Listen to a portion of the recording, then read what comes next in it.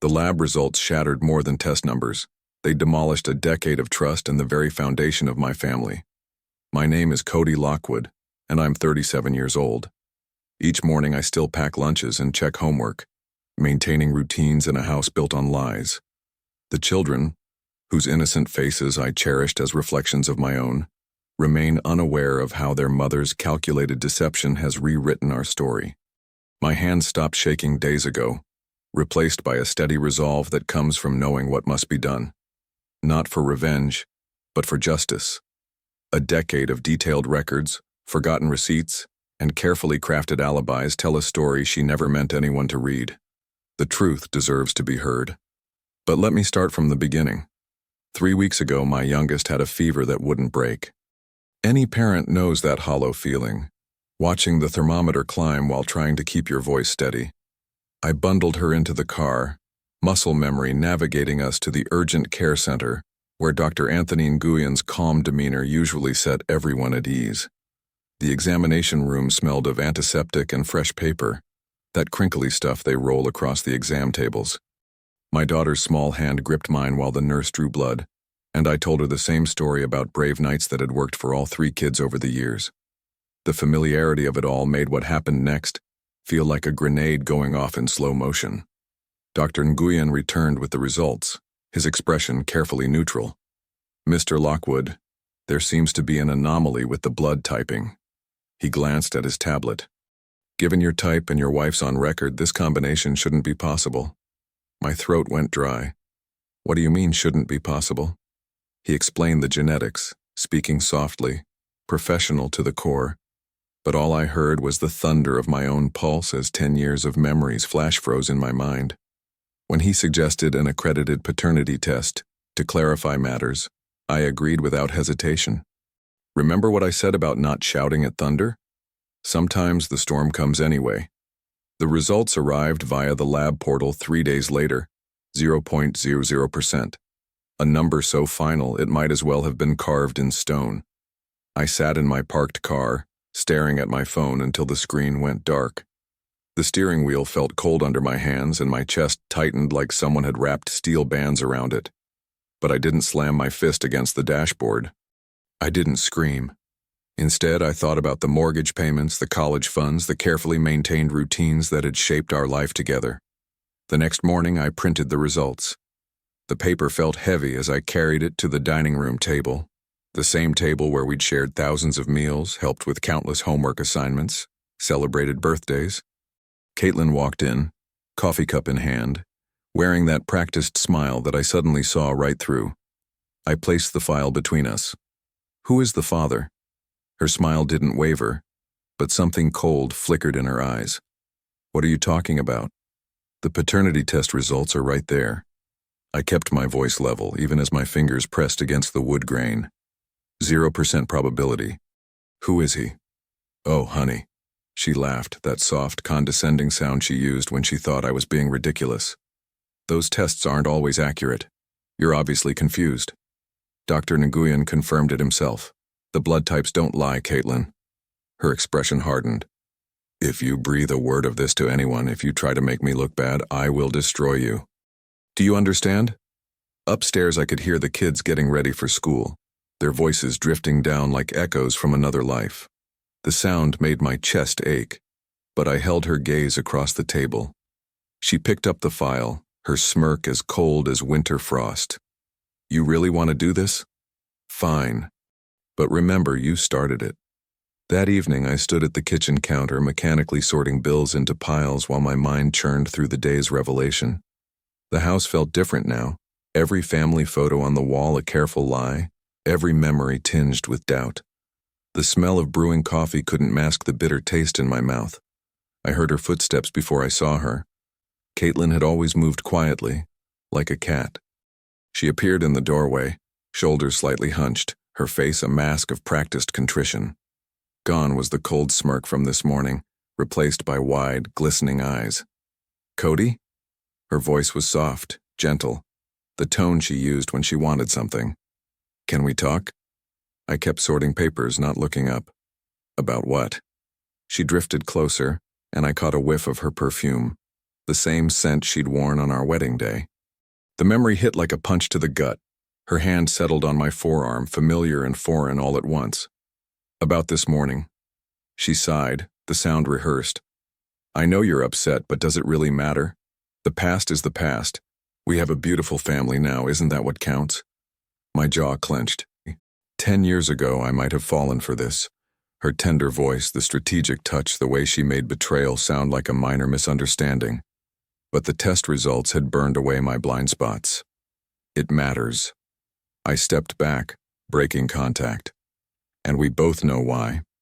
Her expression flickered, mask slipping for just a moment before recovering. We could move past this, Cody. For the children. For the children.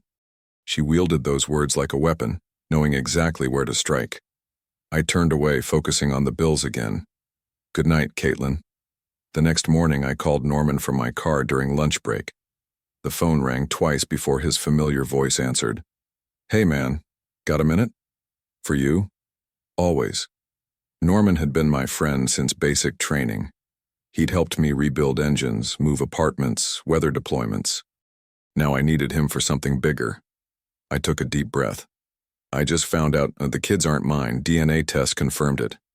Silence stretched across the line. Then, Jesus, Cody, you sure? 0% probability. Blood types don't match either. What do you need? No judgment, no platitudes, just straight to how he could help. This was why I'd called Norman first. I need to build a case, I said. Document everything before she can hide it. You still doing IT security? Yeah, digital forensics mostly. He paused. Let's do this right. First step, secure your finances. Then we find a good attorney, someone who specializes in family law. No dramatic moves until we have a plan. We talked logistics for 20 minutes, his steady voice helping to anchor my thoughts. By the time we hung up, I had a clear list of next steps. That night, I lay in the guest room listening to the kids laughing down the hall. They were playing that made-up card game they'd invented last summer, the one with rules that changed every time. The sound both warmed and wounded me. I pulled out the test results one last time, studying that stark 0, then locked them in the desk drawer. A soft knock at the door. Cody? Caitlin's whisper slipped through the crack. You'll never prove anything. The mattress in the guest room felt like a stranger's bed that first night. I'd moved my clothes earlier, hanging them with military precision in the closet that usually stored holiday decorations. The familiar scent of laundry detergent couldn't mask how wrong it felt, like sleeping in a hotel in your own house. I woke before dawn, my mind already clicking through the day's objectives. First stop, the bank. The teller's concerned glance when I requested separate accounts told me this wasn't her first rodeo with situations like mine. I'll need to freeze all joint credit cards, I said, sliding my ID across the counter, and transfer half the savings to a new personal account. She nodded, fingers flying over her keyboard. We'll leave the household account active for regular bills? Yes. Just enough for utilities and groceries. The rest of the morning blurred into spreadsheets and phone calls. By noon, Norman arrived with his laptop and a grim determination I recognized from our service days. We commandeered the dining room table, spreading bank statements across its surface like battle plans. Look at this, Norman said, tapping his screen. Monthly payments to a storage facility going back 8 years. You know anything about a unit on Riverside Drive? I shook my head. Never heard of it.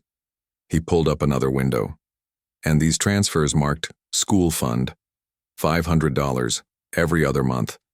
But I can't find any corresponding educational account. The money trail stretched back through the years, each discovery adding weight to my chest. Regular cash withdrawals that didn't match our spending habits. Wire transfers to accounts I'd never seen. A paper trail of deception as methodical as my current investigation. You're documenting everything, right? Norman asked, not looking up from his screen.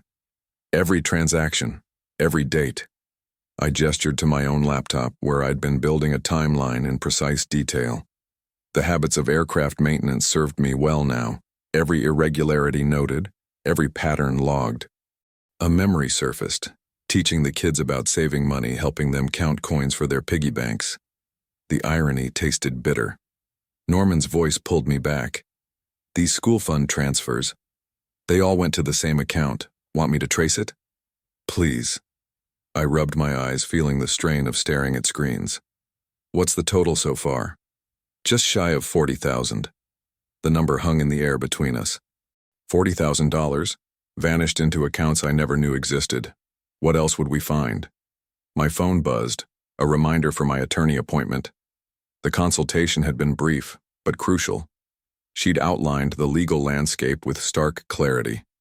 The clock starts ticking the moment you have proof of non-paternity, she'd explained. Miss that window, and you could be legally responsible despite the DNA results.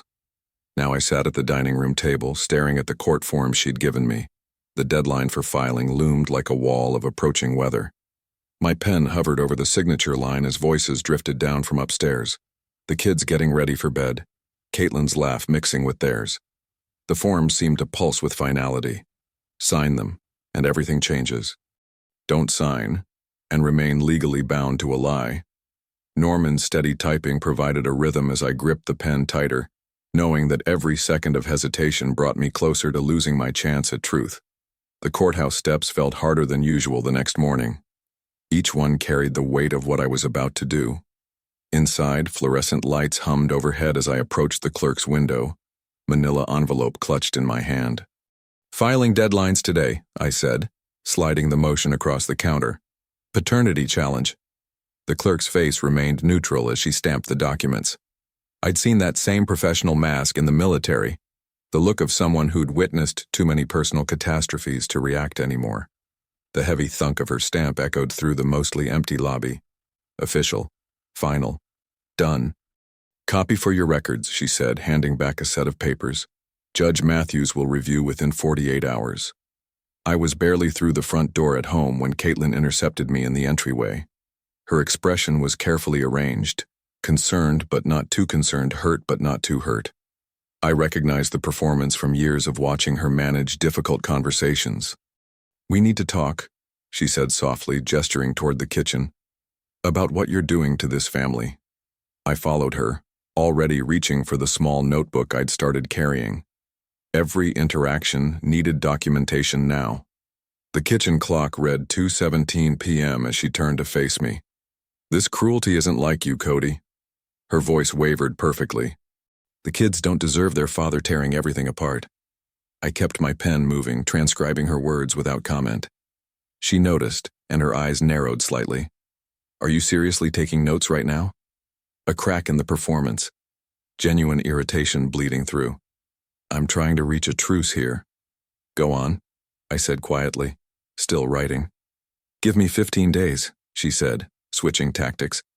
Her hand reached across the counter but stopped short of touching mine. Just 15 days to settle this privately. We can work something out that doesn't involve lawyers. The memory of teaching the kids about honesty flashed through my mind. How we'd always said the truth might be hard, but it's still the right choice. I wondered if she remembered those conversations. The motion's already filed, I told her, closing my notebook. We'll handle this through proper channels. Her mask slipped entirely then, just for a moment. Something cold and calculating replaced the practiced vulnerability. She turned away without another word, leaving me alone in the kitchen with my notes and the ticking clock. Later that night, I was reviewing bank statements when her voice carried down the hallway. She was in her home office, door half closed, phone pressed to her ear. I didn't mean to eavesdrop, but her sharp tone caught my attention. He won't let go, she hissed to whoever was listening. No, I tried that already. He's being completely unreasonable. I noted the time, 10:43 p.m., and added her words to my growing log of evidence. So there was someone else involved, someone she consulted about handling me. The knowledge settled like a stone in my stomach. When she finally emerged, I pretended to be absorbed in my laptop. She dropped her purse on the kitchen counter as she passed, keys spilling out with a metallic clatter. That's when I saw it, a small brass key I didn't recognize, newer than the others on her ring. It caught the light differently, its edges still sharp and unweathered. I kept my eyes on the screen, but my mind was already racing. What did that key open? And why hadn't I ever seen it before? That small brass key haunted me for days. I'd close my eyes and see it glinting on her key ring, taunting me with its secrets. Ever since my time in the Air Force, Unexplained details had a way of burrowing under my skin. Like a loose bolt during maintenance, ignore it, and something vital might shake apart at 30,000 feet. "You're sure you've never seen it before?" Norman asked over coffee at his place. The morning sun filtered through his kitchen blinds, creating bars of light across the scattered papers on his table. I shook my head. 10 years of marriage. I thought I knew every key we owned. House, cars, garage.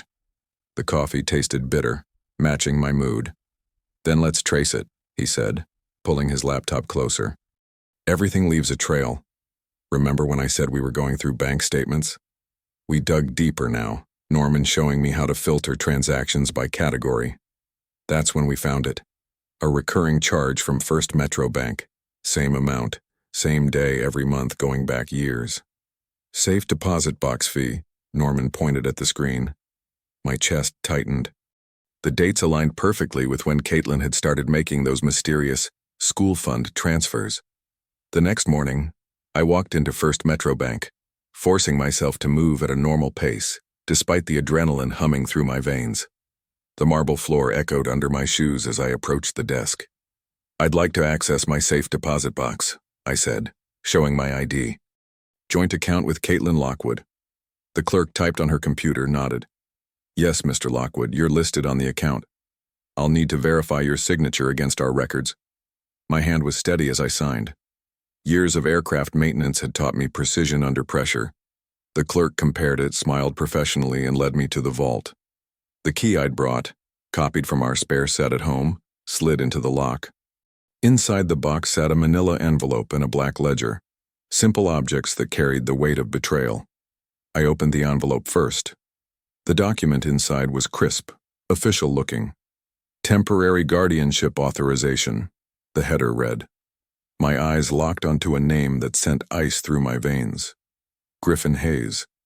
But it was my own signature at the bottom that stopped my breath. A crude imitation of my handwriting, notarized and dated.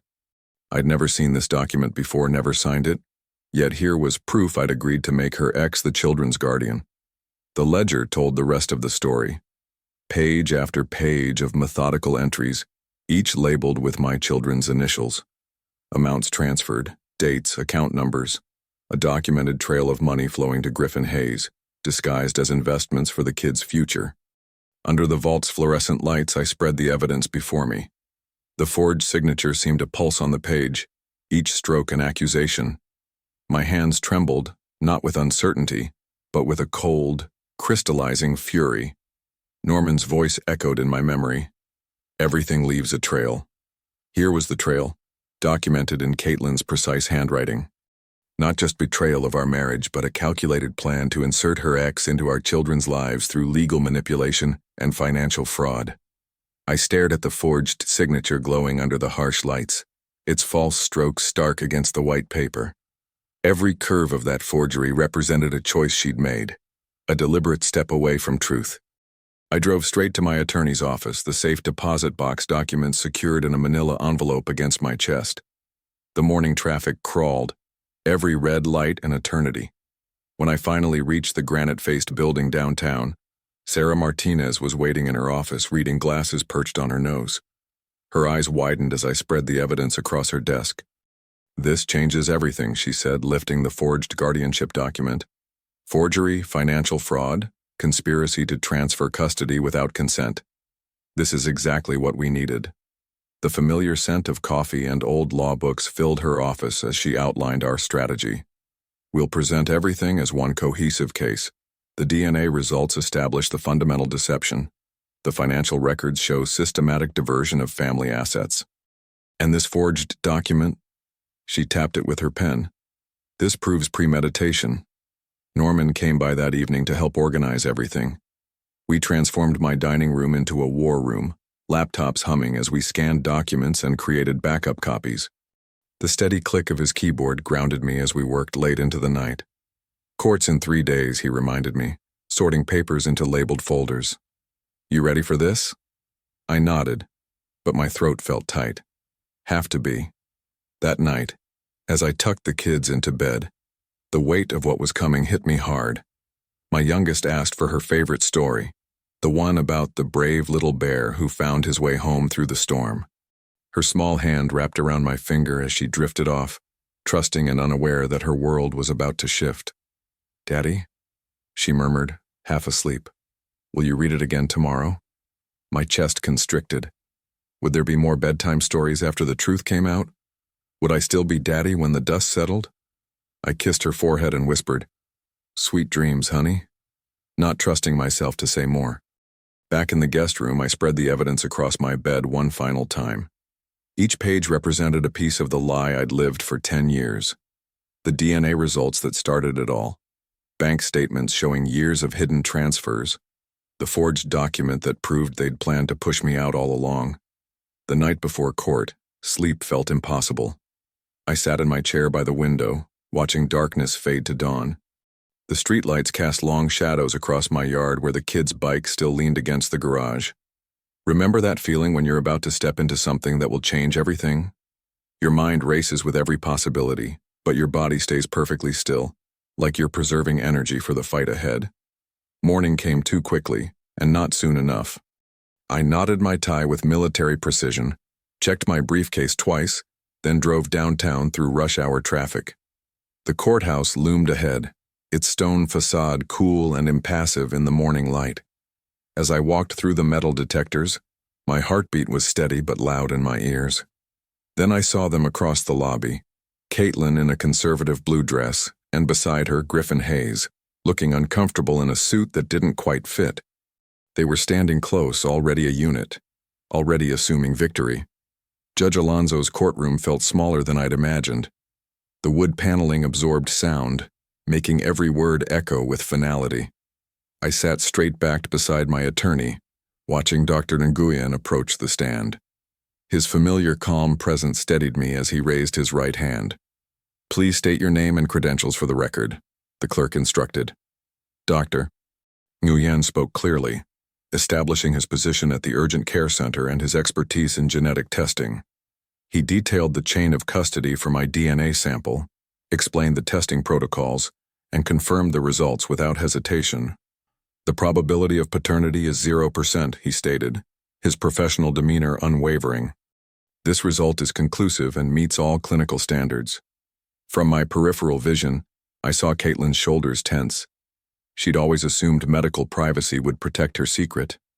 Now truth filled the air between us, sterile and undeniable as a hospital corridor. The notary testified next, a silver-haired woman named Patricia Chen. She examined the guardianship document, comparing the signature to my verified examples. "This is not Mr. Lockwood's signature," she declared, pointing out specific discrepancies. "The pressure points, letter formation, and natural flow are inconsistent with his known handwriting." My attorney guided her through each detail, building the record methodically. I remembered all those nights my father spent teaching me to sign my name properly. "Your signature is your word," he'd say. The memory tasted bitter now. When the bank statements came into evidence, Judge Alonzo leaned forward, her reading glasses catching the fluorescent light. Each transaction told its own story. March 15th, transfer to account ending 4892, labeled School Fund, $2,500. The judge's voice grew increasingly pointed as she read entry after entry. July 1st, cash withdrawal, notation TG, $3,000. September 30th, wire transfer to G. Hayes, $5,000. December 24th, certified check, memo for the children, $4,000. The pattern emerged like ink spreading through water. 10 years of calculated withdrawals, each one carefully labeled to look legitimate. Across the aisle, Caitlin's practiced composure cracked. Her hands twisted in her lap, no longer the confident woman who dared me to prove anything. Griffin shifted in his seat, tugging at his collar. The man who'd played shadow father to my children couldn't meet anyone's eyes now. His role in the scheme lay exposed under the harsh courtroom lights. Co-conspirator, secret beneficiary, waiting in the wings for his cue. I kept my breathing steady, the way I used to during aircraft inspections. Every detail mattered then, just as every piece of evidence mattered now. My hands remained still on the table while Judge Alonso reviewed the final exhibits. The truth had weight, substance. It filled the room like morning light, impossible to deny. Judge Alonso set down the last document and removed her glasses. Her dark eyes swept the courtroom, settling briefly on each face. "I'll review these materials thoroughly tonight," she announced, her tone measured but firm. "We'll reconvene tomorrow morning at 9 for my decision." The gavel fell once, sharp and final. Tomorrow would bring resolution, but for now, truth hung in perfect balance, waiting to tip the scales of justice. 9 o'clock found me back in that hushed courtroom, my collar feeling tighter than yesterday. Norman sat directly behind me, his steady presence an anchor against the tide of anticipation. The morning sun slanted through tall windows, casting long shadows across the floor. "All rise," the bailiff called. Judge Alonso entered with measured steps, her black robe settling around her as she took her seat. She arranged several documents before her, each one representing a piece of the life I thought I knew. "Be seated," she directed, her voice carrying clear authority. "After careful review of all evidence presented, I'm prepared to deliver my ruling in the matter of Lockwood versus Lockwood." My hands rested flat on the table, forcing steadiness into my posture. Across the aisle, Caitlin sat rigid, her face a careful mask. Griffin slouched beside her, already carrying the weight of defeat in his shoulders. "First," Judge Alonso began, "regarding the petition to correct paternity." She lifted the DNA results. "The evidence is conclusive. This court hereby orders all relevant birth records amended to reflect biological parentage." She paused, her gaze sweeping the room. "Mr. Hayes, you are hereby established as the biological father, with all accompanying responsibilities." The words hung in the air like smoke. Griffin's face drained of color as reality settled over him. 10 years of playing shadow father while dodging responsibility had just ended. "Second, concerning the financial matters." Judge Alonso's tone sharpened. "The evidence shows systematic misappropriation of marital funds through documented transfers and withdrawals. Restitution in the amount of $147,000 is ordered." She fixed Caitlin with a stern look. "The property division will reflect this malfeasance." My attorney nodded slightly beside me. The numbers validated every late night Norman and I had spent tracking transactions, every suspicion confirmed. "Third, regarding the forged guardianship document." Judge Alonso held up the paper that had made my blood run cold. "This court finds clear evidence of fraud. The matter has been referred to appropriate authorities for further investigation." Caitlin's mask finally cracked. Her fingers clutched the edge of the table, knuckles white with tension. The careful scheme she'd constructed was unraveling thread by thread. Finally, Judge Alonso's voice softened slightly, addressing the children's welfare. Here it was, the moment that mattered most. While biological parentage has been legally corrected, this court recognizes Mr. Lockwood's role as psychological parent. A defined contact plan will be implemented, allowing continued meaningful presence in the children's lives, subject to professional oversight during transition. Relief flooded through me, loosening the knot that had lived in my chest for months. I could still be there for them. Different, but present. The victory felt both complete and bittersweet. "This ruling is effective immediately," Judge Alonso concluded. "The clerk will prepare the final orders." The gavel fell with decisive finality. My attorney gathered the papers into a crisp manila folder while Norman stepped forward to grip my shoulder. Across the aisle, Caitlin sat motionless, her expression hollow, while Griffin stared at his hands as though seeing the weight of fatherhood in them for the first time. I stood, clutching the folder against my chest like a shield. Each step toward the courthouse doors felt lighter than the last, Norman matching my pace.